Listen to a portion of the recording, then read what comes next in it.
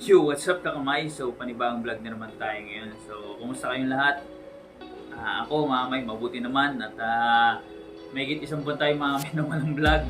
So, for the whole month of May, wala tayong vlog. At at the same time, ginagawa natin, sumusundot lang tayo ng live stream pag may pagkakataon. So, alam niyo na mamay sa mga pumupunta sa live stream natin, na-busy tayo 100% sa ating mini business kasi parang nag-restart o nag-back to zero tayo gawa nung lumipat tayo ng pwesto. So ngayon yun ang wini-workout natin. So anyways mga may, baka meron kayong naririnig ng mga sounds dito or nagba-bounce back yung vlog natin sa kadahilan ng mga may nasira pong natin USB sa lavalier o sa lapel mic mga may.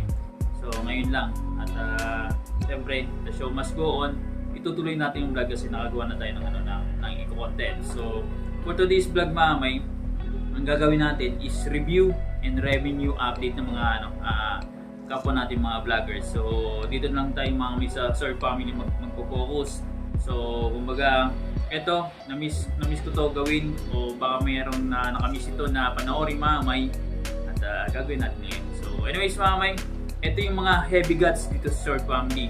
So, i-discuss natin si Japper Sniper, si Louie TV, si Kapananig, si Romsel TV, si Kabisig, si Kuya Noli Vlog. So, titingnan natin yung mga channel nila. At magkakaroon tayo ng add-ons mga may, yung second account, third account ni Japper mga may. Titingnan natin yung performance nila last May 2024. So, lahat ng details mga may, mapapanood nyo po sa screen natin para masundan nyo po yung sinasabi ko. So, kumbaga, irarank natin yan at the end of this vlog mga may para makita natin kung sino nasa number 1 at kung sino nasa bottom. At the same time mga may, mapapanood nyo po kung magkano pong kinita nila na estimated revenue for the month of May. So ito mga may, disclaimer lang, estimation ko lang po to. Kumbaga nagawa tayo ng RPM, which yung RPM nito is $3 per 1K views mga may.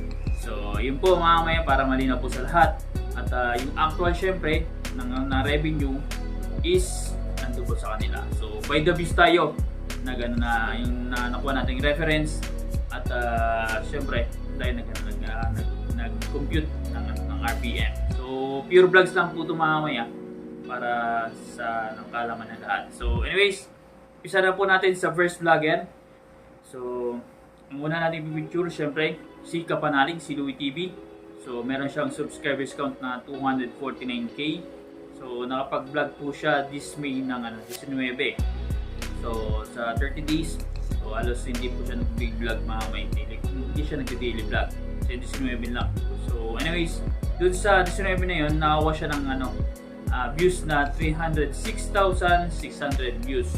So, pag kinonvert natin yan mga may sa estimated revenue, that's around $919.80, which is pag kinonvert natin yan sa Philippine peso, ang palitan natin ngayon is 58.52 yata. So that's around 53,826.70 pesos. So not bad mga may. Kumbaga kung i-compare natin sa normal na empleyado dito sa Pilipinas, kumbaga nasa supervisory or managerial na yung sahod ni Kapanalig. So not bad mga may. Pero medyo malayo po yan sa nakukuha niyang earnings way back a year ago or 2 years ago mga may. So anyways, yan pong nakalap natin na impormasyon sa channel niya Kapanalig mga may. This month of May lang po yan. So dadako na tayo sa second vlogger mga may, si Kabisig, si Romsel TV. So meron siyang subscribers count na 272k. So nakapag-vlog lang po siya this May ng 13. So medyo laylo si Romsel sa kanyang YouTube channel sa pag-upload. At the same time may patisan sa Facebook account niya, sinilip ko po.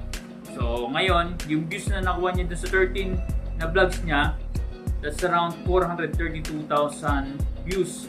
Pag kinonvert natin yan sa Philippine sa estimated revenue, that's around $1,296. Ngayon mga may, pag kinonvert natin yan sa Philippine peso, that's around 75,841.92 pesos. So, kumbaga, yung earnings nila mga may, not bad mga may. Kumbaga, hindi na rin siya, kumbaga, hindi na rin talo. Kumbaga, ang talo lang is, siguro, sa pagod siguro, gawa nung content ni Romsel is nasa laot mga may. So, medyo delikado. kumbaga by percentage wise mga may earnings yung nakuha niya sa vlog, kumbaga napakaliit para sa hazard na tinatak niya sa karagatan. So anyways mga may, dito na tayo sa pangatlong vlogger, si Kuya Nolly Vlog. So si Yo, meron siyang 220k na subscribers count. Nakapag-vlog po siya this May. So very consistent si Kuya Nolly. 79 na vlogs. So ang dami mga may. So kumbaga by volume si Kuya Nolly pag nag-upload mga may sa kanyang channel. So anyways mga may, nakakuha siya ng 690,200 views. Pag kinuha nating estimated revenue niya by the views, that's around $2,070.60 mga may. Pag kinonvert natin yan sa Philippine Peso, that's around 121,171.51 pesos. So 6 digit mga may. So itong details natin mga may na sinasabi sa inyo sa estimation is gross po to. So hindi pa po kasali dito mga adjustment, mga deductions, mga tax mga may. So lahat kumbaga gross. So kumbaga magkano pa yan, gagalaw pa yan mga may. So yun po ang earnings si Kuya Nolly Vlog sa kanyang channel this month of May. So ngayon, pinakahuli si Jabber Sniper mga may. So si Jabber Sniper, meron siyang 989k na subscribers count. So 11,000 na lang mga may subscribers. So 1M na po siya. So anong month ngayon, May? So siguro by the end of this year mga may, baka mahit na ni Jabber yung 1M. So anyways, si Jabber po mga may, nakapag-vlog po siya sa kanyang channel ng 36 vlogs. At yung nakuha niyang views doon is 1,358,000 views. Medyo mababa yung yung uploading niya sa kanyang main channel. So anyways mga may, yung estimated revenue ni Jabber doon, that's around $4,074. Which is pag kinonvert natin yun sa Philippine Peso, that's around 238,410.48 pesos. So yan po earnings ni Jabber sa loob ng May. So ito mga may, idadagdag natin add-ons kasi channel dito ni Jabber, nag-upload din siya yung yung second and third account. Yung Miss Jabber Sniper muna mga may. So meron siyang 178k subscribers count. Nakapag-vlog siya ng May ng 37. So mas lamang pang niya uploading niya sa second account kaysa sa main account. So ang views niya po doon is umabot po ng 1,101,000. So medyo malaki din mga may. Percentage wise mga may, mas malaki yung viewing percentage ng second account ni Jabber compared sa main account.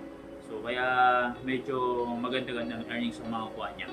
So ngayon mga may, yung estimated revenue niya doon, that's around $3,303, which is pag convert natin niya sa Philippine Peso, that's around 193,291.56 pesos. So may kalakihan din mga may nakuha na earnings ng second account ni Kuya Jabber. So anyways, dito na tayo sa third account niya, which is yung Jabber the Sniper mga may.